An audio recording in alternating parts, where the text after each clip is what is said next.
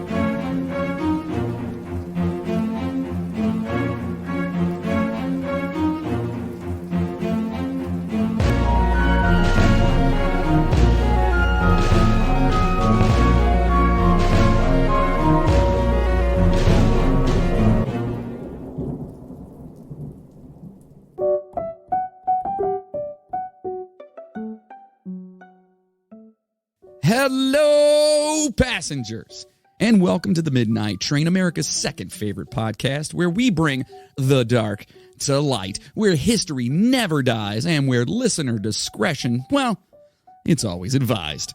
We make fun of and joke about the creepy and unsolved mysteries of the world. Dun, dun, dun. Yeah, I threw that in early this time. Nice. Yep. All while bringing you as much information on each topic as possible. Yes, we are a comedy podcast, and things can get pretty dark, and some of the topics we discuss. So if you're not into that, we kind of make jokes, but never to disparage anybody. If you're not into it, listen, I understand. It's fine, you're sensitive. Go and grab your little coloring book and get in the corner and cry about it. I don't want to cry, but I kind of want to color. I'm just kidding. Anyway, but no, seriously, if you're not into it, no hard feelings, whatever. Give it a chance. Hopefully you'll dig it. And if you are into it, like so many of you beautiful there goes my mouth. Starting early. You beautiful people out there, thank you for being with us. Thank you for listening. And all that good stuff. I am, I'm that guy. The guy? I'm the guy. I'm your host, the conductor of the cryptic, Jonathan Sayer. Yeah. And with me today, back in the co-host chair, it's the one, it's the only, Logan Randall Sayer. That was good. Yeah. Hey, guys and gals and everybody else. Yeah. See? So this episode, you don't know anything about it. I know we're doing an episode. Hey. Are we? Wait, you don't know we are? No, we're here. We're here right now. Yeah. Sweet. So we'll go ahead and save the business stuff for the end, except I will say that, when I talk about the charity or whatever that we donate to, I'm actually changing it up, going back to a charity that we used to do. Used to support. Yeah, we'll put it that way. Yeah, used to do. That's not it. Used to donate to. Donate to. Yes. So as you guys get to the end of that, or the end of the episode, where the rest of the business stuff will be, you will hear that. All right. So in fact, let's just save all that stuff. Sweet. You know what I mean? Yeah. No sense just beating around the bush. Oh yeah. Right. So let's get into it. Let's do it. Let's turn down the lights. Ooh. Adjust seats. Grab a drink. But hold on. Did you guys forget about Patreon? Oh. See what I did there? You guys are like, oh, he's ready for it. This week, our Patreon is going to be part 2 of the Killer Truckers. Dun, dun, dun. With a special guest that is also a trucker. Oh. And as I said, online on our socials, make sure you're following those. His name kind of rhymes with coleslaw. Kind of, yeah. But not really. No. So anyway, get over there, patreon.com/the Midnight Train Podcast, or go to the midnighttrainpodcast.com. Jeez, I'm all over the place today. My head hurts. I've had a headache. I didn't have coffee this morning. Oh, no. And I'm going through like caffeine withdrawals. So I grabbed one of those crappy Starbucks glass ones. I'm just like, Anyway, so get over there, support the show, support a great cause that you'll hear about later, and and get all those bonuses because they're fun. Do it. Okay. Now, hopefully you have your drink. Hopefully you've adjusted your seats. Hopefully the lights have been turned down low. Because today, ladies and gentlemen, we're going to get, I guess, supernatural. Oh. But maybe not. You guys are going to have to decide. This is an amazing story. I really didn't know anything about it, and then I kind of dove into it, and it's pretty wild. Yeah. It's pretty wild, yeah. But in the meantime, listen, here's a toast to all you beautiful motherfuckers.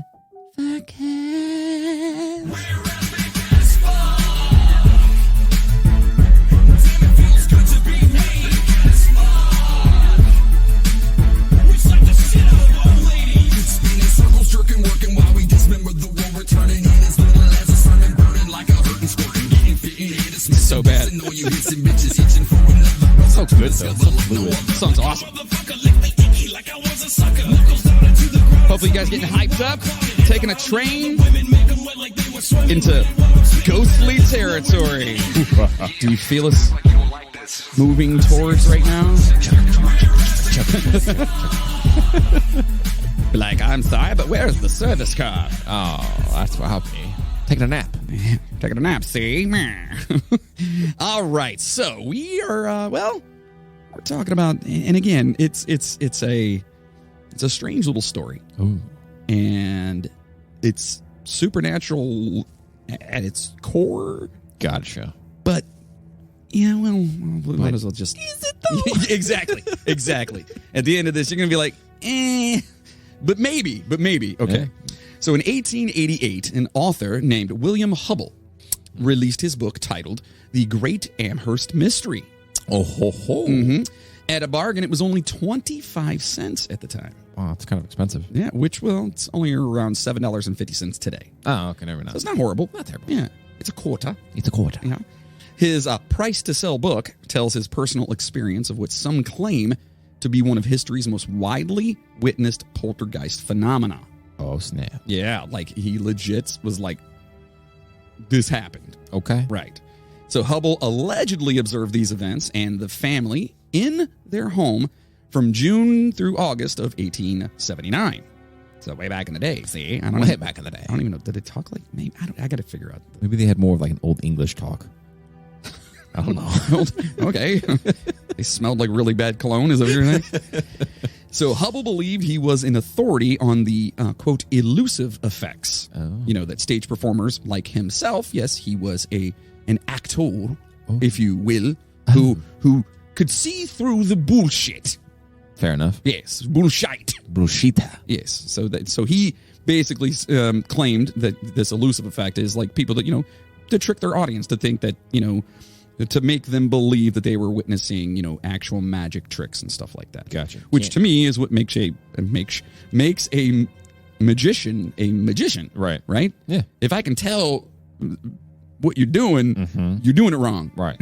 You know what I mean? Like I want to be like, what? How did he do that? Yeah, but back in the 1870s, they were probably like, I don't know.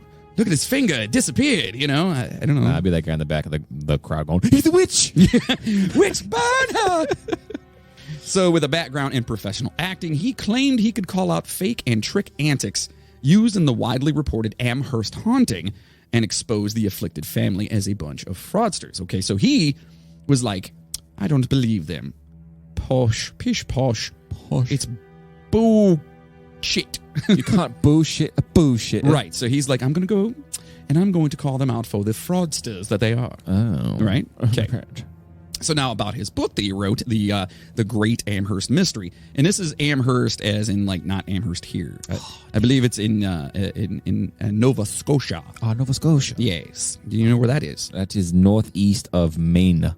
Which is what territory? That is Canada, eh? That would be the country, yes. Yes.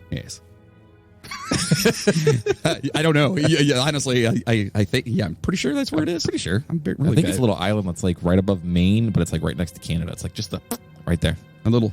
It's just Yeah, little. Yep, there it is. Perfect. Yep. So about his book, he has said, quote, truth, it has been said. is often stranger than fiction. What I have written is the truth and not fiction, and it is very strange. Indeed. Yes. So now to talk about the book, we have to talk about a young lady by the name of Esther Cox. Okay. Okay. And she was born on March 28th of 1860 and was the youngest of at least 6 children of Archibald Cox and Esther T. Esther T. Esther T. I'm assuming T was the first letter of a middle name, I think. I don't- Esther T. Yes. I thought that was like the Because first her name is Esther as well, which is weird. Why would Yeah. you- I don't know. I guess you do juniors with... Anyway, moving on. Yeah. Well, but they were farmers. So mom and dad were farmers, so obviously they spit out a bunch of kids because who's going to help the farm out? The kids. There you go. Cows. Well, yes, but who's going to tend to the cows? Yes. So on the afternoon of August 28th of 1878, a then almost 19-year-old Esther Cox went out driving with a bitch of a guy by the name of Bob McNeil. Who? Now, this is the late 1870s. So So- when we say driving, I'm going to say that's a loose term because there was probably a horse-drawn carriage. Gotcha. You They were know. at the driving range playing golf. Correct. Gotcha. No, they were together. Gotcha. They were perusing. Oh. Yes, they Yes. were hanging out. Anyway. So Bob McNeil, right? So during their drive, Bob pulled the buggy over Oh. and pointed a revolver at Esther. I'm sorry. That took a different turn. Yep, commanding her to get out of the wagon. Okay. Okay. Obviously confused and worried about what Bob the bitch had in store for her, Esther was scared shitless and told him to bugger off. Oh. All right, so tough girl. She seems tough. You know, Yeah. This guy's got a pistol on her, and she's like, get off me. That ain't Cox. Right. So this obviously just pissed off Bob, and luckily another wagon was actually approaching at the time, and being the bitch that Bob was, he put away the revolver and drove Esther back home. Locals describe Bob as a cruel guy and said he would skin cats alive and watch them run around in pain just for the hell of it, just to do it. Well, we know where this is going. No, Oh. Okay. not even a little bit.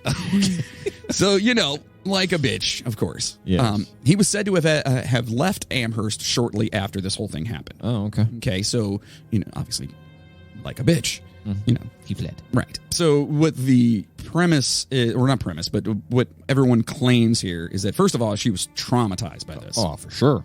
This guy that she was talking to, boyfriend, dude, whatever it was, pulled out a revolver, and the accounts believe that he was actually going to sexually assault her.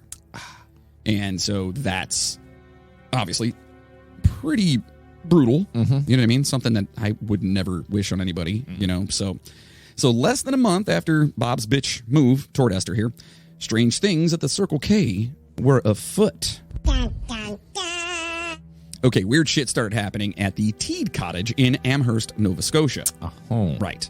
Bill and Ted weren't there, as far as I know, but I wasn't there. Yeah. But they did have a time machine that was a phone booth. So they may have. Definitely. Anyway, so Esther's upcoming ordeal with many different ghosts, it's pretty crazy. You'll kind of get where we're going with this.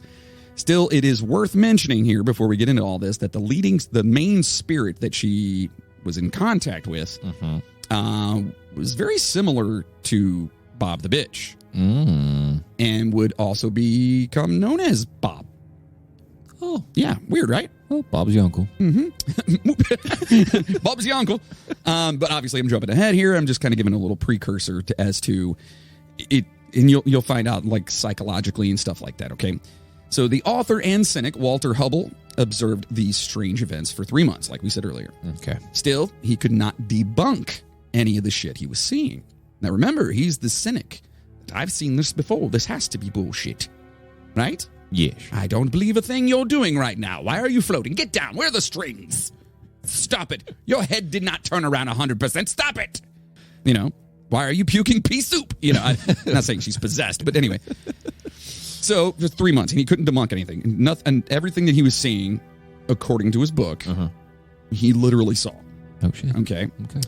And so Hubble theorized that the astral body of Bob McNeil, that's Bob the Bitch, was the entity that was actually tormenting Esther on behalf of a demon called Bob Nickel. Even though Bob the bitch was still alive. So was he astrally projecting? So it wasn't. Okay. Let's back that up real fast. So Hubble believed that Bob McNeil, the guy that did this to Esther, right, that he was astrally projecting his spirit on behalf of a demon named Bob Nickel. So they're in cahoots together. Right. Yes. He was like, I can't get at her. I need you to do your thing, and then I'll come in and save the day. All right, cool. And then you can have my soul. Maybe. I mean, I don't know.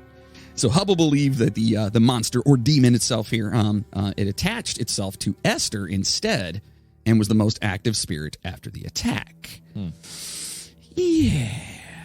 Very logical. Mm-hmm. So the teenage Esther Cox lived in a little house with her sister Olive and Olive's husband, Daniel Teed, along with her two sons, Willie and George, who were just kids at the time. Esther's siblings, Jenny and John, and Daniel's brother, John, lived with them as well. Okay, so 2 Johns, 3 sisters, and a husband. Logan says that sounds like something from Pornhub. I don't know what that is, though, so I'm going to have to look into that later. Yeah, I'm going to have to... It's Brazzers. Yeah. Oh, sorry. Yeah. Again, I don't know. I'd have to research that. Very good guy. Yeah. For almost a year, Esther was tormented by all kinds of otherworldly beings, including a wide range of activities like objects disappearing and reappearing in other locations. Spontaneous fires. No. We'll talk about some of those. Okay. Disembodied voices. Oh, no. And unexplainable physical ailments. Oh. Yes. So knocks, bangings, and rustlings in the night occurred often. And Esther began to suffer seizures where her body visibly swelled, like literally she swelled up. Oh, wow. And had fevers and chills. That's no good. Right. Then objects in the house would just kind of fly around. As they do. And the disembodied voices would say they were Maggie Fisher. Oh. Okay. Her sister, Mary Fisher. Peter Cox, who was a relative of Esther's. Interesting. Jane Nickel. Remember we said earlier the Bob Nickel, right? Yeah. Eliza McNeil. Okay. Because Bob the bitch McNeil. Maybe. Right. Okay. And then Bob Nickel. Who was the original, ghost that came in and kind of like, look at me, I'm Bob, see? Woo. who claimed to have been a shoemaker in real life. In his when he was alive, put it that way. Okay, you guys got all that? Following along. Awful lot of people in this house and an awful lot of ghosts. This is happening. A lot of shit going down. Okay. In one instance, Sister Jenny described Esther as appearing with her short hair almost standing on end, her face blood red and her eyes looking as if they would start from their sockets. Start from her, I guess, like jump out of the sockets? Okay. Yeah. Gotcha. While her hands were grasping the back of a chair so tightly that her fingernails sank into the soft wood. Oh. Yeah. It's pretty scary. Pretty strong grip. Yeah, I'd be like, bruh, what you doing? Whoa, dude. So Esther's take on this scenario was that she was so swollen, she felt like she would actually burst, and her skin had become incredibly hot to the touch, like to herself and to others. Wow. Now, then there's a doctor that comes in, Dr. Carritte. I don't think it's Carrot, because it's Carritte. Yeah. Carritte? Carritte? Carritte. Carritte. I guess. Well, he was called, obviously, to the cottage several days later to examine her symptoms that she's got going on here. Obviously, they're like, okay, she's sick or something. What the hell's happening? Right. He diagnosed her with nervous excitement. Okay. Then he slapped her across the face, screamed, "Snap out of it, bitch," and then promptly left. Okay, actually, no, he didn't. Damn. He just prescribed her with a sedative. Okay, that's pretty much what he gave her. But, I don't know. It could have happened. We don't know. All I know was just envisioning that actually happening. It'd be pretty... That'd be wrong. You don't do that. Up. Yeah. So Walter Hubble claims that Dr. Carritte found some creepy shit when he was looking at Esther. Oh. Quote, he informed me that on one occasion he had given her 1 ounce of bromide of potassium, 1 pint of brandy, and heavy doses of morphia and laudanum on the same night without the slightest effect on her system. He stated on the same evening that all the medicine was neutralized by the ghosts. Interesting. I mean, that's a pretty good cocktail right there. Yeah, that'll knock you on your ass. Morphia, which is, what do you call it? Morphine? Morphine, right? Or a variation of it. Laudanum, which they used to give people to chop off their fucking arms. Yeah. You know? A pint of brandy. That's a lot. And then bromide of potassium. Yeah, that doesn't seem very... I don't know what that is, to be honest with you. Well, it's bromine and potassium. Yes. What is that? It's something that makes you go night-night, maybe? I don't know. Yeah, we're stupid, folks. It doesn't matter. We'll find out. Okay, so during the doctor's visit, bedclothes began to move. Okay, like the sheets and blankets and things like that on the bed were starting to move. Scratching noises were heard. And get this, the words, quote, Esther Cox, you are mine to kill, appeared on the wall by the head of Esther's bed. Yikes. So now most of that you can probably kind of dismay, okay? You're hearing scratching noise. This is 1878, whatever it is. Maybe there's some aminals. Maybe. Maybe there's a wind or a breeze that's making the bedclothes move. Maybe. But Esther Cox, you were mine to kill, just happens to pop up on the freaking wall. Yeah, did anyone see this Bob Nickel actually leave Amherst? Bob McNeil. Yeah, that guy. Bob McNeil. Bob the bitch. Yeah, Bob the bitch. Just Bob the bitch. It's easier that way. Yeah. Too many Bobs. Yeah. What's your name? Bob and Neil? Is that just what you do? Oh! So, no. That's, I'm sorry. I have to. Some Andrew Dice Clay there for you. Anyway, so did you find out what that was? Yes, potassium bromide is a sedative and an anticonvulsant. Oh. It is also a salt. So sedatives, a pint of brandy, heavy doses of morphine, and laudanum. A lot of... All in the same night. Yes. And he said it didn't do shit to her. Next step was a slut. I mean, I don't know. How he's going to knock him out? Yep. Snap out of it, bitch. Anyway, sorry. So visitors to the cottage here, all right, including some clergymen, of course, they're going to call some priests in, you know, obviously, heard banging and knocking and witnessed moving objects. Ooh. Often when Esther herself was under close observation. So she was there, and they're hearing and seeing these things happen. Because, remember, Hubble went out there basically saying that they were tricks. Right. So she's there. She's not making these things happen. Allegedly. Correct. Okay. Gotcha. So that December, Esther was diagnosed with diphtheria. And shockingly, all the spooky shit in the house just stopped. Oh. Yeah, kind of weird. Yeah. However, small fires appeared around the house when she came back home. Because she was in the hospital. Yeah. Including one in the cellar. Okay. Esther and the rest of the family were accounted for when the fire started, which is odd. Then, after the fire in the basement, an apparition contacted Esther and insisted that if she didn't leave the house immediately, he would set the entire house on fire and kill everyone inside. Oh, wow. Yeah. So, you know, the family agreed that Esther gotta go. Yeah. Bye, bitch. Just, you know, like now. And then found a place for her to stay at a neighbor, John White, at his home. Gotcha. Okay. Now, not only is the Teeds cottage bustling with ghostly activity, the White's home starts experiencing paranormal phenomena. Sorry. But they're having paranormal shit happen at the White's home now. Makes sense. Then things started to repeat. First, the ghost began contacting Esther in the White home. Okay. Then more fire started. Afraid that his house would burn down in a blaze of ghostly glory, John White convinced Esther to go with him to the restaurant where he worked. He's like, listen, can you and your ghost friends kind of come with me? Because I don't want my shit to burn down. Smart man. Can we do that? You know what I mean? Right.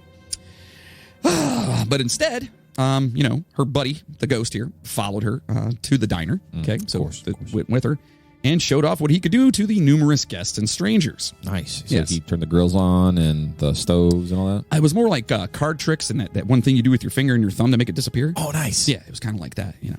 That's sweet. Yeah. Now, obviously, I'm speculating. But then, in what I can only imagine being a super weird encore to his little tricks, a knife was snatched out of John White, the guy here. You know, it's his place. Right. So his son was there, and he had a knife in his hand. And who knows what it's a restaurant. Right. He's probably cooking, whatever. Well, something grabbed that knife out of his hands and stabbed Esther twice in her back. Oh, shit. Yeah. Oh. Weird. Kind of. Right. So after all this craziness, the blade was locked away, and they kind of were like, well, what the fuck? Yeah. So Esther moved several times after all that craziness, staying at the Teed home and then to neighbors' houses, but the troublesome ghost just followed her from one place to another. Then Esther would be asked to get the hell out whenever shit began to spiral out of control with more fires, violence, or obviously weird parlor tricks. Look at me. What's that behind your ear? It's just a knife I pulled out of my back. He's going for a quarter. Stabs her instead. Jesus. So now, allegedly, neighbors, friends, and random people in town witnessed these strange events surrounding Esther, and which were widely reported in the local newspapers, too. Oh. Okay, so this is like a lot of people allegedly are saying that they've seen this, they've heard this, you know what I mean? And so the news is actually reporting on it. So the Amherst Gazette, and I believe, if I'm not mistaken, that happening and it being reported is what Hubble saw and why he went out there. Gotcha. Okay, so because there was shit going on prior to him being there. Makes sense. He heard about it, and I'm assuming that's where it is. It didn't really tell me in all my research that I was looking for. So the Amherst Gazette even published multiple accounts on it, including that the loud sounds could be, quote, heard by people in the street as they pass the house. Ooh. So people are hearing this paranormal, ghostly activity happening, and it's loud. Interesting. With Hubble's professional help, yeah, Professional. yeah, this is kind of fucked up, but with his help, because he is a professional actor. Yes. Esther Cox and Hubble here, they embarked on a speaking tour, Nice. attracting audiences who paid to see her and hear her crazy story. However, she met with some hostile reactions, and after she was heckled one night and a fight broke out, they said fuck it and stopped the speaking engagements. So now, Walter Hubble saw Esther for the last time in August of 1879. As he left Amherst with the great mystery unsolved. Nobody knows what the shit. They were like, oh my God, Right. Later, he would write to Esther's family only to discover that Esther had been implicated in a barn fire that year. Oh. Due to her location concerning the barn and outbuildings being destroyed by the fire, she was arrested, convicted, and sentenced to jail for arson. After serving only a month of her 4-month sentence, she was released, and the poltergeist activity just seemed to stop. Interesting. It was done. By 1882, she married twice and had 2 sons. After that, there was no further contact with her ghosts, with some speculation that maybe she had been cured by a Micmac shaman. A Micmac or Knick-Knack? Mick. Micmac. Is that an M? Are you saying Pam? So, and now Esther then moved to Brockton, Massachusetts with her second husband, and she passed away on November 8th of 1912 at 52 years of age. Wow. Okay. So now, before we go into a little bit more about Hubble here and whatnot, let's dissect this. Let's. Okay. Indubitably. And you're going to hear some more going on with this, but the fire thing, that seems a bit Bizarre. obvious. How bizarre? Are you saying Bob Lazar? Is that what you're saying, Bob Lazar? Are there aliens in this? No, what the hell's going on? But to me, it just seems obvious, So, and we'll talk more about it. So, Walter Hubble went to Amherst, of course, to debunk Esther's haunting as a hoax. His past experiences with people fraudulently claiming to contact the spirit world led him to believe it was all a bunch of hullabaloo. Yes. However, in the end, he claimed that he came to believe that ghosts were very real. From what I saw and heard in the from what I saw and heard in the haunted house, I have been led to infer that the ghosts of the dead live in a world similar to ours, and that is to them just as material as our world is to us. Oh. So, despite his newfound belief in ghosts, of course, he remained critical of those claiming to be spiritual mediums, stating that less than 5% had ever contacted or seen a ghost. Hubble died in 1932. He was considered a brilliant corporation lawyer, as well as a, great actor that could sense bullshit a mile away. Oh, yes. And was remembered and is remembered as a founder and teacher of the Hubble Bible class. Oh, wow. Yeah. So, unfortunately, obviously this was, almost 200 fucking years ago. Well, 150 years ago, whatever it is. Yeah. So, yeah, they passed. Makes sense. Right. So, now what do other people think about Hubble's book and the experiences that Esther had? I'm curious. Man, that's good because I'm going to tell you. Very good. Hubble's book was published in 1879 and was popular, especially by the time, selling at least 55,000 copies. Wow. Not too shabby. Oh, especially a quarter a pop. Right. You know, he made himself a good, whatever that is. Math. All right, change. moving on. Yeah. The Amherst case was also investigated by British paranormal researcher, oh boy, this name, Hereward. Hereward? Hereward. Hereward? Hereward. Hereward. Hereward. So fucking powerful. Carrington. Okay. Who took statements from surviving witnesses of the events in 1907 and published them, along with a detailed account of the case in 1913. Huh. Other researchers looked at the matter more critically than Hubble. Yes. For example, my mouth hates me. You ever had that examper happen? All the time. Yeah. I'm a really bad examper for my children. Anyway, for example, Dr. Walter F. Prince wrote in the Proceedings of the American Society for Psychical Research, which is volume 8 from 1919. They have a lot of volumes, apparently, calling the entire case bullshit and nothing but tricks by Esther Cox while in a disassociative state. Okay. So now, what is a disassociative state? When you are not in your right of mind. It's pretty good. Oh, thanks. Well, the Mayo Clinic describes dissociative disorders as mental disorders that involve experiencing a disconnection and lack of continuity between thoughts, memories, surroundings, actions, and identity. That's a lot of big words. People with dissociative disorders escape reality in involuntary and unhealthy ways and cause problems with functioning in everyday life. Dissociative disorders usually developed as a reaction to trauma and help keep difficult memories at bay. Symptoms ranging from amnesia to alternate identities depend partly on the type of dissociative disorder you have. Times of stress can temporarily worsen symptoms, making them more prominent. Thank you to the Mayo Clinic. Yes. MayoClinic.com, I do believe, is where that was at, because I wanted to find the definition, because I was like, that sounds familiar.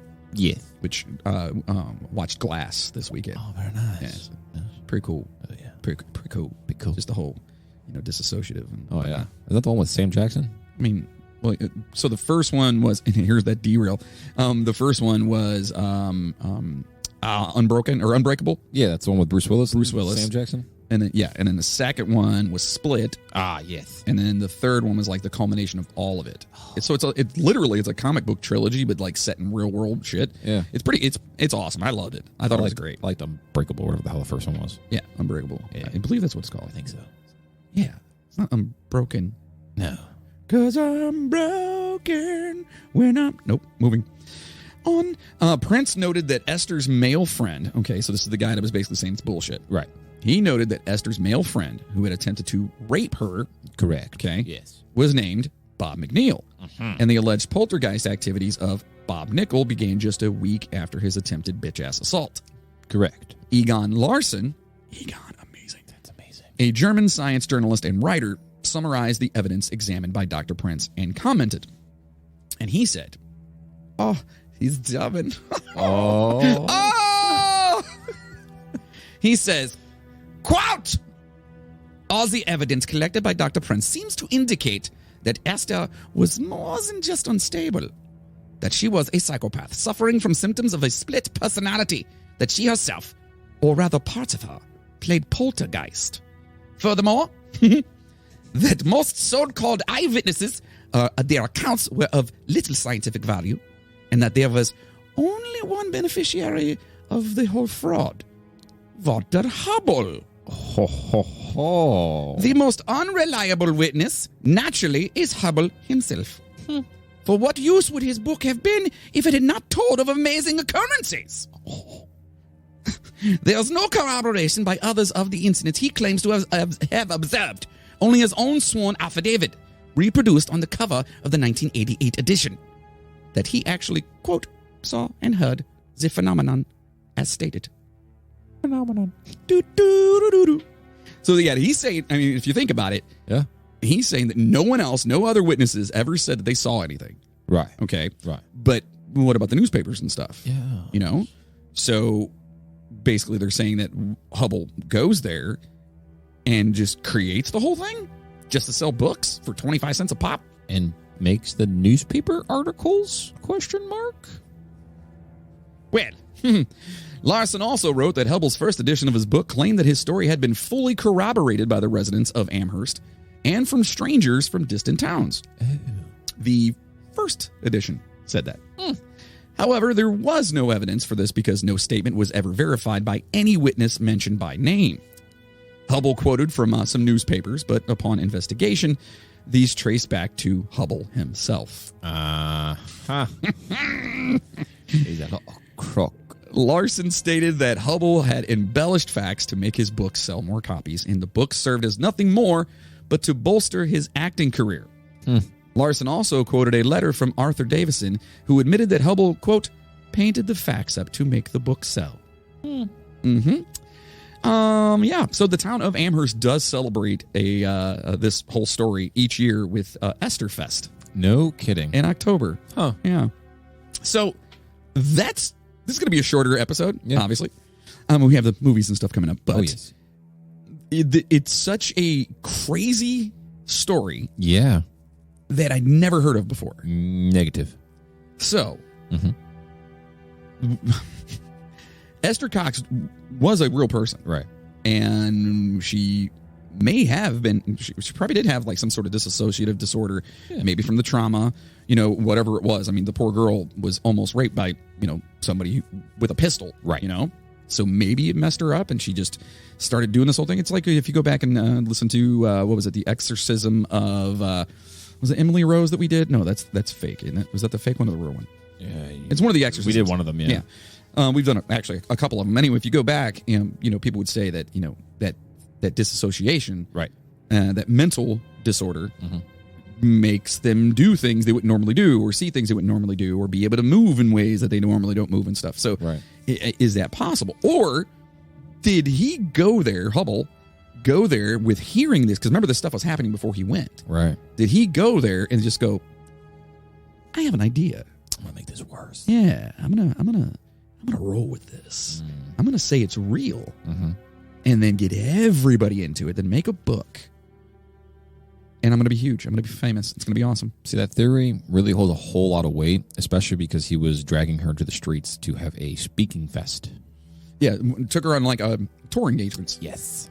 Which I'm sure they were charging for, right? Of course. In fact, I believe I said that in there. But yeah, he was charging for it. So did this guy... All right, so let's put it this way. And earlier, I'm asking questions to all of you guys, but mainly you because, you're right here. Hi. But does this... Is he a piece of shit? So after further investigation... Is he? I was originally thinking that Mr. Bob the Bitch was living in the walls and was tormenting unfortunate Esther. Well, that'd be a twist, wouldn't it? And was setting little fires here and there. And the final fire that where everything's kind of disappeared was Esther murdering said Bob the Bitch in a house area where he may or may not have been sneaking about. That almost sounds like a better story than the one I just told. 100%. But no, but is Hubble an asshole for this? 100%. Yeah? Yeah. Now, or do you think, is this something that may have possibly been something that both Esther and he came up with? A good possibility. I mean, why else would she follow him in the streets to communicate about that, though? Like, I kind of feel like she did have a weird, like, PTSD kind of, like, coping with what possibly happened with Bob the Bitch in the carriage or whatever. Right. And then once the story got out, he saw it and was like, maybe I can take advantage of this, or maybe I'm just going to go there and try and write a book and investigate. And then they were both in a room talking, and she was like, I want to make money. And he was like, I want to make money. Or do you think he just completely took advantage of a girl with a mental disorder? Yeah, see, I didn't want to go that route, but that's probably what happened. I mean... That's more than likely what happened. It sounds... So what I think happened is that she started all the fires. I believe... I mean, she literally went to jail for setting... for arson, for setting a fire. Right. And, she was only in there for a little while, but still, she obviously has a problem. You know what I mean? Yes. Now, is this something that was... we're talking the late 1800s. Nobody gave a shit about mental disorders. Nope. Like what they call it earlier that she had? Dysmorphia. No, what? Dysmorphia? No. Something along. No, the anxiety one. Oh. It's anxiety. Yeah. What they call excitability or some shit like that. Excitability, apprehension, some shit or other. Hold on, I gotta find it real fast. Only because it's gonna. Anyway, so yeah, whatever that is, the excitability, whatever it is. Back in the day, they would take women and they didn't know about the time of the month, or they knew about the time of the month, but they didn't know about like hormones and stuff like that. They just noticed that people are she's acting totally crazy or mental illness. That's when they would go and like there would be doctors that believed that orgasms would cure it. So they would perform procedures, quote unquote, you know what I mean? And they thought that's how they would. That's how they solved the hell out of their headaches. Right, exactly. Yeah. Headaches were a big one. Like you're talking back then when that kind of, I guess, medical knowledge. I guess knowledge, but techniques yes. were being used. You know, they weren't sitting there and going, okay, no, she actually has some sort of a mental defect, whatever it may be. Right. You know what I mean? And so, I mean, was she lighting the fires because of that? Or was she just a little shithead that decided to just fuck with everyone? Or, now hear me out. Oh, boy. She was trying to kill Bob the bitch.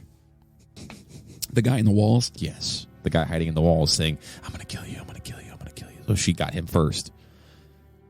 I mean, because she was no stranger, man. When he pulled the gun on her, she was like slapping that little boy around kind of thing. You know what I mean? Okay, that also brings me to another valid point, too. Yeah. And I love your story there. I think it's perfect.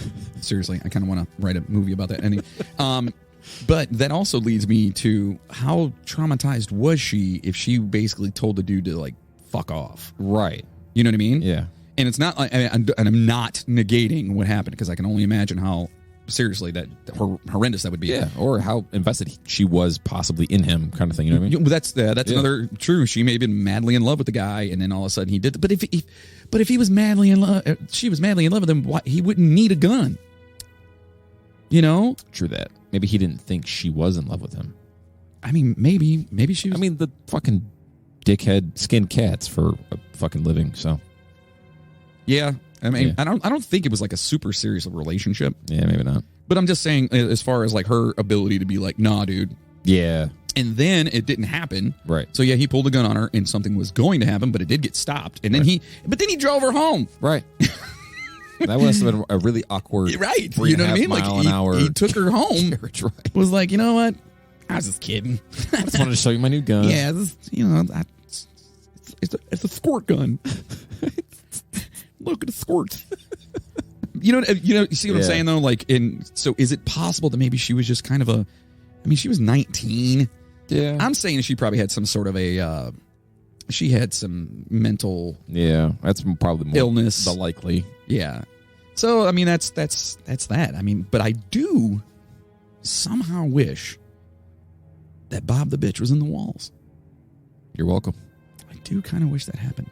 In fact, if you're listening to this right now, I wonder if they hear any. Passenger, do you hear scratching behind you? Could that be Bob the bitch? And now, boys and girls, it's your favorite part of the show, the movie review. Which top 10 movies will make the cut today? All right, it's the movies. Of course, it's your favorite part. You know it is because we always want to know what movies on these lists have you seen. Yeah. And today's not going to be a review one. We're going kind of back and we'll go back and forth. Yeah. If some things are fun, we'll do that. But this is going to be a top 10, but it's top 10 creepy movies where people are hiding in the walls. I'm in your walls. Okay. kind of weird.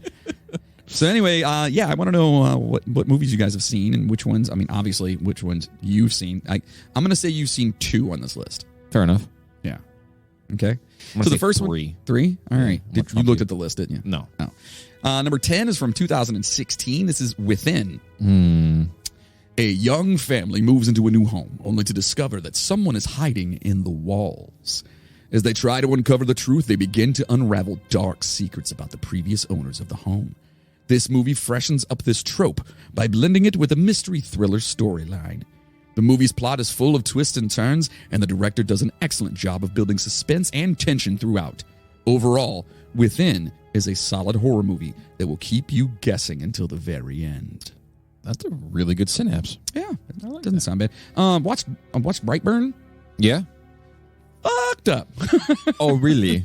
Yeah, if you guys haven't seen Brightburn, it's not what I thought it was. It's actually basically like if Superman as a little boy, or came to Earth as a baby but was evil, and as a boy did a bunch of evil shit. Gotcha. Yeah, it's pretty fucked. Yeah, pretty fucked. Anyway, number 9 on the list. Love this movie. One of my all-time favorite movies from 2014. It's Housebound. Ooh. I watched this one day. I was kind of doing the Netflix roulette. Yep. The seeing, let's see what's on here or whatever. But this was like years ago, and the description popped up. I was like, I guess I'll give it a shot. So Housebound is a creepy film about people hiding in the walls that combines horror and comedy to create a unique and engaging experience. The story follows a young woman who is under house arrest and suspects her family's home is haunted. The protagonist's character development, humor, and creepy moments contribute to the film's success. It is a well-crafted and entertaining horror comedy that is worth a watch for fans of the genre. And just to give you guys a heads up on this, because I don't think it's set in this, it's actually it's a British movie. Yes. It's a British black comedy. Black comedy, dark comedy, whatever. Dark comedy, yeah. It's amazing. Yes. It's so good. I didn't think I was going to like it, and man, it ended up being one of my favorites. Yeah, I think I ended up quoting that movie for like the next 6 months straight. And they took it off Netflix, too. Yeah, so. of course. We'll take all the good movies off Netflix. It's so aggravating. Apparently, that's why you got to get a VPN. Because if you get a VPN, you can set where you're at in every place in the world that has Netflix, I guess. It has different movies. Oh, yeah, they have different region codes and shit like that. But pretty much any movie you're looking for, you can find it if you just search for it. Yes. I had no idea about that whole thing. Just be careful with your VPNs, because soon they might be outlawed. You did not hear that from us, folks, okay? No, I don't know what VPN stands for. Veranda Parsnip Nutmeg. It's a recipe. Yeah, there you go. Yeah, we're talking about recipes, yeah. From all around the world. Yeah. This next one is from 2016. This is number 8 on our list. This is The Boy. Love this movie. You have seen this? Oh, yes. I have not. It's actually really good. Yeah. The film follows a young American woman who takes a job as a nanny in a remote English village. When she arrives, she is shocked to discover that the child she is supposed to care for is actually a life-sized doll that the parents treat as if were real. What the? It's a fucked up movie. Yeah. You got to watch it. As the story unfolds, strange occurrences begin to happen, leading to a shocking revelation about the true nature of the boy and his family. Obviously, he was their kid. Yes, and obviously he's living in the walls, so it kind of already ruined it for you. Yeah. What makes this film particularly unsettling, unsettling is the way it uses the setting of an old, creaky English mansion to create an atmosphere of dread and tension. The use of sound, lighting, and camera angles all work together to create a sense of unease and uncertainty that builds throughout the movie. As the main character delves deeper into the family's secrets, the tension becomes almost unbearable, leading to a chilling conclusion that will leave viewers on the edge of their seats. Yeah, they did leave the end of the movie very hangery. But is it cliff-hanging, like hanger-like? Yes, I like that. Cliffhanger-like? Yes. To the point where you're like, man, fuck this movie. No, it's cliffhanger-like, as in like, okay, I know what's going to happen in the second movie. He's going to come back, kind of thing. It's very I don't want to call him the antagonist because he's not, but the more or less villain of the story is very Michael Myers-like, not like fucking Austin Powers. Yeah, baby. Watch me shag you. Very you Michael don't Myers. Want it, do you? I'm a villain now, baby. Do I make you Randy, baby? I'm going to kill you anyway. So, I haven't seen that one, but that Brightburn, the end of that kind of pissed me off. Yeah? Yeah. Very It just cliffhanger-like? Yeah. It's just, They do that now. They got to stop doing that so much. Like, give us a... It's a Netflix movie. They're probably going to come out with another one. Like, tied up. It's actually a Blumhouse, too. Oh, really? Yeah. Dude, Blumhouse is just fantastic. Yeah, well, for the most part. Yeah. Number 7 on our list is 1987's Flowers in the Attic. Does not ring a bell. I do believe that we read this book while we were in school. Oh, in Shul. Correct. I do believe. This classic horror movie tells the story of 4 siblings who are locked in an attic by their abusive mother and grandmother. Oh, that's fucked up. As they try to escape, they discover someone hiding in the walls. This movie offers a disturbing look at the effects of abuse and neglect on children, along with a claustrophobic atmosphere that will make you feel trapped. I'm out. Yeah, no, I'm good. I'm out. Yep. I don't want to see kids getting abused because obviously, got a little bit of baggage on that one. Yeah, nope. And definitely not the. I'm good on the claustrophobia, but I think I want to say we read this. Maybe I didn't. I don't know. I'm old. You know what I mean? I mean, there's a couple other books that are similar. Yeah. Yeah. Yeah. Like Anne Frank. Well, I mean, claustrophobia in the attic. Little different. That one, that was those fucking Nazis. Yes. Those fucking bastards. Those guys. Those Yes. fucking assholes. I love how no matter what episode of what we're talking about, those turds get brought up somehow. Yeah. And not in a good way either. Like, we obviously want to make fun of them. They're just hilarious how it always kind of circles around. It's a circle. It's a circle, not a square. Anyway, so number 6 is 1986 Crawl Space. Crawl Space is a horror movie that tells the story of a man who poses as a landlord to rent out rooms in his house, only to use the space to conduct grotesque experiments on his tenants. Ooh. Oh, that's very hostile. Yeah. It's very H.H. Holmes. Jesus. Oh, yeah, that too. As the story progresses, a young woman discovers that someone is hiding in the walls and must fight for survival. With a unique take on the people hiding in the walls trope, this movie offers suspense and terror as the story unfolds.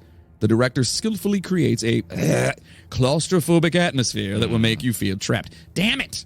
What's with I don't like it. Nope. I get it, they're in the walls, but come on, man. I don't like the whole claustrophobia. Like, what was that fucking movie?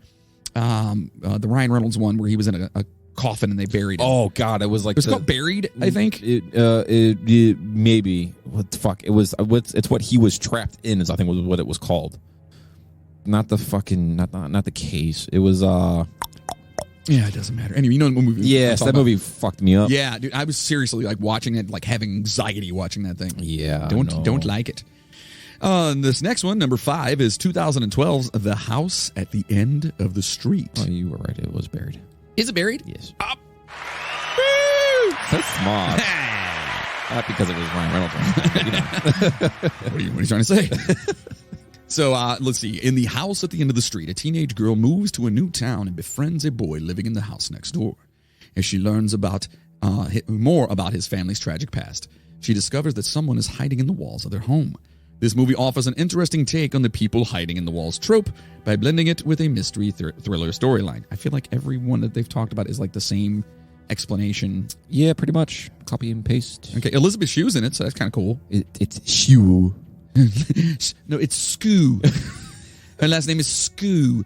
So this website where it's Wealth of Geeks, and normally we do like IMDb or something where it shows ratings and stuff like that, and maybe we'll do one of those real fast at the end of this, maybe like top 5 on IMDb real fast. Let's do it. Let's see. Number 4 is 2021 Malignant. I think I have seen parts of this on a trailer. Okay. Like a trailer was driving by and you saw Yes. it? Yeah. One of those like animated ones with the screen on it. Oh. Yeah. That's neat. Yeah. Malignant is a supernatural horror movie that tells the story of a woman who is haunted by terrifying visions of a mysterious figure hiding in the walls of her home. Yeah, fuck no. As she investigates, she uncovers a shocking secret that threatens to consume her. This movie features intense gore, Ooh. a unique twist, Okay. and creepy visuals that will leave you feeling disturbed. So I kind of want to watch this. I feel like Disturbed's going to be having a few different... Maybe that's who's in the walls. All you hear is at night. Yeah. And she's like, ah! It's the sound of silence. Just a opera in the Yeah, background. just in the background the entire time. The sound of silence. Number 3 on our list is 2019. I do want to watch that, though, that Malignant. That sounds really cool. Number 3 is I See You from 2019. That sounds familiar, too. Yeah, it's got the what's her name? Hunt. Last name Hunt. She was in Twister. Emily Hunt. No. Michelle Hunt. Nope. You gonna keep trying? You'll get it. What the heck is Helen her name? Hunt. Yeah, Helen that's Hunt. the chick. Yes. I said that. This psychological thriller follows a detective investigating a series of disappearances in a small town. As he delves deeper into the case, he realizes that someone is hiding in the walls of the victims' homes.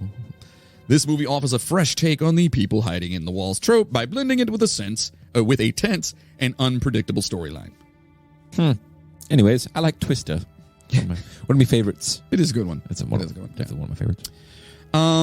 Let's see. Here we go. Uh-oh. Great movie. 1991. I went to the theater in Clendenin, West Virginia to see this with my cousins during a summer vacation while I was in school. A really big theater. Well, it's 1991. No. No. 1991, The People Under the Stairs. No. You've never seen this, have No. you? Oh, my God. Clive Barker, I believe, wrote this. Really? I looked that up real quick while I get the The description people here. in the stairs? People under Oh, the stairs. people Yeah. under the stairs. It's super messed up, dude. Super messed up. So Wes Craven. Wes Craven. I'm so sorry, folks. Hold on. I know. It's okay. It's I okay. know. Can't get them all right. There's a remake. When they remade it? Jordan Peele is producing People Under the Stairs remake for Universal. It might be okay. Yeah. We'll see. Yeah, probably not. Nope. Even though the main protagonist in it is actually a young fellow of color, so maybe they'll actually use that the correct way, like in it. You know what I mean? Hopefully. Yeah. So hopefully, yeah. I don't know. I actually don't think he's bad at it. Like I really liked. There's a few. Like I love his stand-up. His stand-up's hilarious with Keegan-Michael Key. Yeah. Like the Key and Peele shows or whatever. I loved. Amazing. Wait, was it? Who did Nope? That was him, right? I believe so. He did that, and then he did the other one, Let Me Out or whatever it is. Yeah. Yeah. I don't remember what I that thought was. Nope was awesome. Yeah. I really thought it was cool because I was just like, what? Again, the end kind of sucked, but whatever. Yeah. Anyway, all right. Number 2, People Under the Stairs from 1991. In The People Under the Stairs, a young boy discovers that his landlords are hiding a group of kidnapped children in the walls of their home. Oh, shit. Yeah, it's pretty crazy. The movie features an eerie atmosphere, well-executed jump scares, and a twisted plot that will leave you on the edge of your seat. You forgot to talk about the trope of people hiding in the walls. It has a new twist on the blended use of the trope. You didn't let me finish. No, but it's awesome. It's totally messed up. And basically, if you guys haven't seen it, it's from 1991. I can kind of give some spoilers or at least some more description to it. So this guy and his kid break into a house, and I believe their husband and wife are into some real kinky stuff. Oh, Like crazy kinky. And I'm not kink shaming, but they are hiding kids in their walls and shit. that's a little bit too far. I think that's how I know about them, and I know the kids there. I don't know if the kids. It has to be. Yeah, I think that dude, it's just crazy. You got to watch it one of these days. We'll sit down and watch that. Yeah, maybe we'll do like a review of that one, and maybe we'll do it for our movie show idea we are talking about. Wink, wink, wink, wink, Hong Kong. Number 1, 2022's Barbarian. Oh, 2022? Correct. We saw the trailer for this when we were looking at the whatchamacallits with Megan and all that shit on there. Aye. This is, yeah. Thank you. You're welcome. Let's see. Barbarian is a newly released horror movie about a young couple moving into a new home. They discover a mysterious hole in the wall leading to a hidden room, and things quickly turn dark. Probably because there's no lights in there. Probably. Right. Barbarian offers a fresh take on the people hiding in the walls trope with its unique story and disturbing imagery. He was waiting for it. He just copied and pasted every single one of these. The film subverts expectations at every turn and was one of my favorite films of the year. Oh. All right. Okay. Definitely going to have to check that out. Sounds fun. So those are those. I do want to see at least a couple on here, and this is a shorter episode. In the actual episode, so we're going to talk about some more movies. Let's do it. I like movies. I do too. I like them a lot. You like them a lot? I like them a lot. Oh, I like them a lot. Let's see if there's anything different on here. Okay. Well, there's only 5. Sweet. Number 5 is Black Christmas from 2006. Oh, yeah. Weren't we just talking about this? Yeah, Charlie wants to watch that. Yeah. And on Christmas Eve, an escaped maniac returns to his childhood home, which is now a sorority house, and begins to murder the sorority sisters one by one. Sounds like a lot of boobs. This movie has a new twist on the people hiding in the walls trope. Let's see, 4.6 stars, gross $16.2 million, though. That's not too bad. There's probably a lot of boobs in it. Oh, boy. No, it's 2000. Yeah, probably. In the sorority house. So The Boy is on here. We talked about that one. Yeah. That's the one you said you saw. Yeah. Number 3 on this list is The Pact from 2012. I think I've seen that. As a woman struggles to come to grips with her past in the wake of her mother's death and the disappearance of her sister, an unsettling presence emerges in her childhood home. 5.7 stars. Yeah, I've seen that. It's What else? not memorable, but yeah. Within, was that on that last one? No. It wasn't? Yes, it was. A widower moves into a seemingly perfect new home with his daughter and new wife. That's all it says. And yeah. And then number 1 is Housebound again. Yeah, Housebound was Dude, I'm telling you, it's really good. Freaking great. You guys have got to watch it. If you haven't seen it, find it somewhere, watch it. It's fantastic. It's great. It's kind of witty, and it's not as horrific as you might think for those who aren't as comfortable with the horror genre. Yeah, it's not like super scary or it's anything not. like that. I mean, it's got some... It's a thriller more Yeah. than a horror movie. It's got some little jumpy things to it and stuff But like it's that. so good. But it's fantastic. It's absolutely fantastic. You end up actually, at first, you kind of don't like the chick, but by the end, you're like, all right. She's just misunderstood. Yeah. Kind of like Esther Cox. Maybe. Yes, maybe. Possibly. Yeah. Anyway, so that's the movies. That's right. You like that? Yeah, we're good. Yeah, thanks. So, let us know what you guys think, which ones you've seen, which ones do you want to see now that we've talked about it. And I tell you what, let's pick a movie. Let's do it. Let's everyone needs to watch People Under the Stairs. Yes. And then we are going to talk about it on the socials. Yes. And maybe have some bourbon. Or perhaps something else. Another concoction. Yes, we do. Yes, perhaps some gin. Oh, yeah. Yes. I do like gin. It's really good. Anyway, so yeah. That is the movies. Let us know what you guys think. And do us a favor. Stop on over to the official website, themidnighttrainpodcast.com. Leave us a review. Check things out. Tell us, hey, man, that was a stupid episode. Or, hey, man, why is Logan watching Pornhub? You know what I mean? Like, Brazzers, my bad. Anyway, get over there. Let us know. Like, say hi, whatever. Subscribe on there. And while you're there, you can stop by our store and pick up some super sweet merchandise. And, you can find all kinds of cool things like the Duke of Fingerbum shirt. Don't beat it, Salvo. We got a jersey-wielding raccoon. And we've got hats, cases. We've got a robot that eats crap. Like, yes. It's all pretty cool. There's a lot of good stuff. Everyone's like, why do you have these things? Because we're amazing. Thank you. And it's always a Manic Monday is probably my favorite fucking Yes, the Mannequin shirt. Monday. Yes. I do love that shirt. Yeah, that's pretty awesome. Love it. Because it's never a fucking mannequin. Nope. It's never a mannequin. Well, if you like what you've heard from us, consider being a show producer by heading to www.themidnighttrainpodcast.com and clicking on the Patreon button, or go to patreon.com/The Midnight Train Podcast. It's an adult show, so therefore you actually have to search it. Yeah, sorry. No, you can't search it. I'm sorry. You actually have to have the URL. Oh. Yeah, because, we say things like hearts and poop. And Pornhub. And Pornhub, yes. So for as little as $5 a month, you can get all kinds of cool stuff. Like, there's different tiers. So you can get, custom shirts, custom posters, stickers, all the bonuses in there. But at the $5 level, man, you're seriously getting all the bonuses no matter what. Yeah.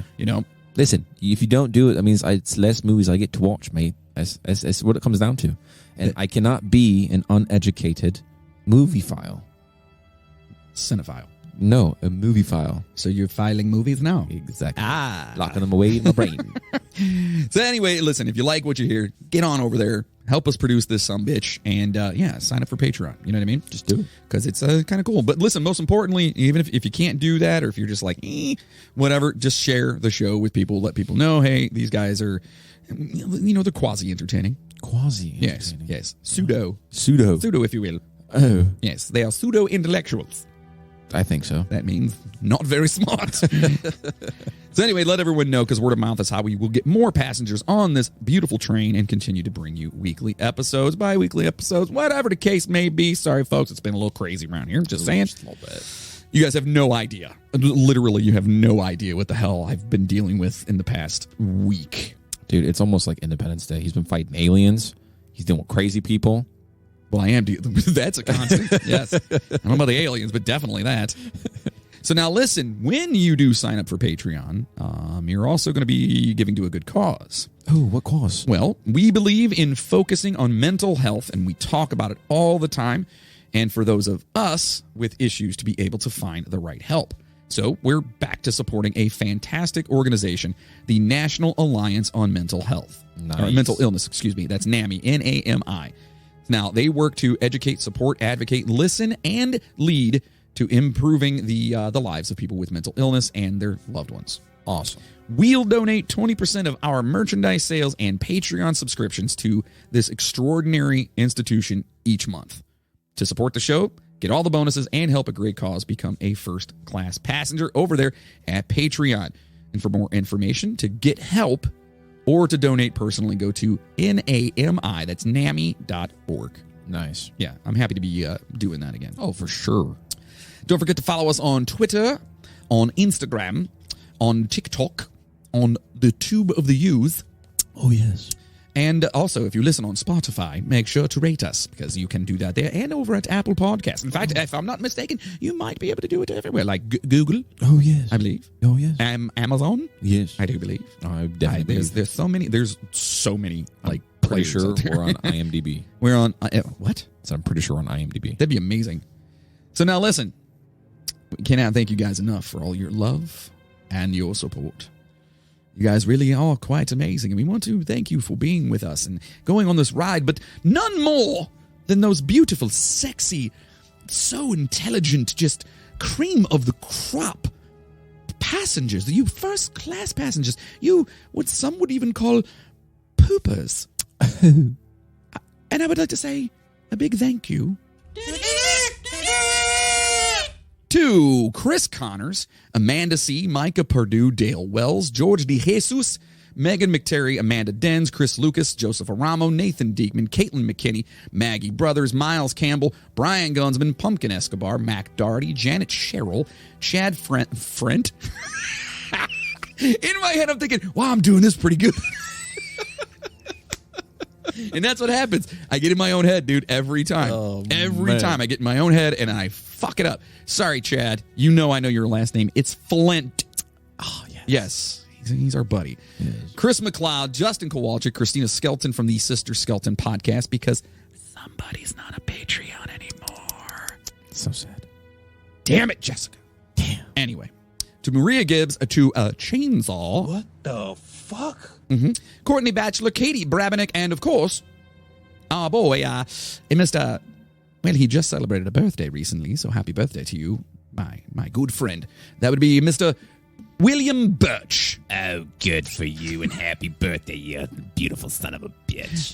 That's good. That's good, yeah.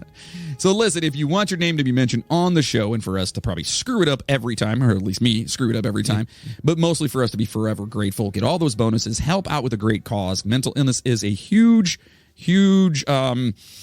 it's in my heart really hard, because I've dealt with it forever, a lot of family members and whatnot, and I think we need, as a country, we need to focus on it more. And I think as people, we need to focus on it more. So anyway, Yes. just do that, Please. and we'll love you forever. Yes. Yes, maybe a little tug. Maybe we'll come one of these days and just tuck you into bed at night. Oh, a little kiss on the cheek. Little, well, A little warm glass of milk. maybe A bedtime story. a cookie. Oh, yes. Oh, warm cookies. Warm cookies. Mm, And chocolate chip. instead of a story, we'll just put an episode of the podcast on for. Oh, we'll do it right there in your room. Exactly. You're not going to sleep anyway. Stay safe out there, passengers, and as always, Choo-choo, motherfucker! Now go home and get your fucking shine box. and don't. I repeat, don't watch movies with the same stupid trope. I'm in your walls.